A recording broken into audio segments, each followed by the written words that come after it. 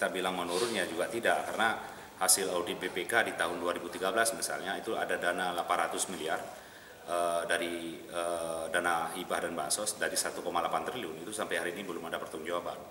Secara prinsipnya sebenarnya di tahun berjalan 2004, Maret 2004 itu sudah terselesaikan. Nah, kasus ini memang lagi kita dorong untuk masuk ke ranah hukum, tapi tidak pada posisi proses penyelesaian di tingkat Aceh, tapi kita akan dorong KPK. Karena ada beberapa hasil verifikasi kita terhadap dana bansos dan hibah ini lebih banyak terjadi modusnya adalah fiktif dan pemotongan.